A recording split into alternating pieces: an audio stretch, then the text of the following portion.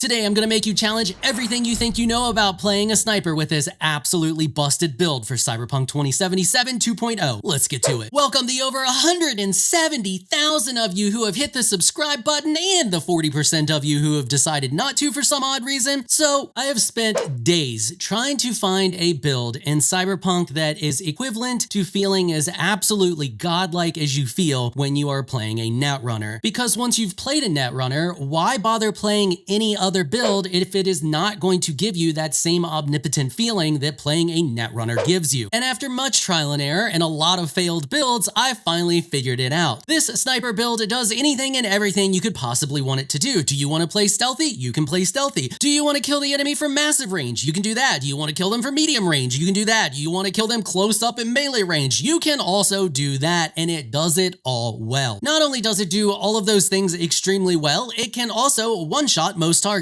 Let's start off by taking a look at where you place your attribute points and your perk points. So for this build, you are going to go 4 into body, 4 into reflexes, 20 into technical ability, and 20 into cool. You can get the 4 in body and 4 in reflexes right from the start of the game, so you do not have to worry about those while leveling. While leveling, I would max out cool first because this is where a majority of your power is going to come from, and then follow that with technical ability because technical ability is going to be pretty much where it needs to be at level 15. You only really need to max it out if you want to equip all of this high-end cyberware that I am going to show you later on in the video. As we take a look at these perks, I do want to point out that I do have all of the car perks that you can get to give you all the advantages for cars. They are not necessary for this build at all, but they are fun to have. So if you do want to get them, just get them last because they're not where any of your power comes from. They're just enjoyable perks. So in body, we have Painkiller, Comeback Kid, Dwarf Head, and Speed Junkie. All of these are just to help with survivability because having HP regen helps you with survivability. On to reflexes. Because we are using guns as our primary weapon, we pretty much have to have the perks at the base of reflexes. So Slippery makes us harder to hit when we are moving, and the faster we move, the better, which helps with survivability. The main reasons we are here are for muscle memory and multitasker so that we can shoot and reload while we are moving, because not being able to do that while you are sprinting, sliding, dashing is a total pain in the butt. And then we grab Power Slide as well. This one isn't a have to, but it's really nice for that additional slide distance. It makes you harder to hit because it shrinks your hitbox, and it can be good for sliding behind cover. On to technical ability. So once again, technical ability, you really only need 15. Take it to 20 if you want to equip all of the high-end iconic cyberware. You kind of have to in order to equip it because otherwise you just can't get enough cyberware capacity points. When leveling technical ability, you want to stick to the left side and you want to get to borrowed time as fast as possible. When combined with the bio monitor, this just makes it so you do not have to worry about healing, and you always have a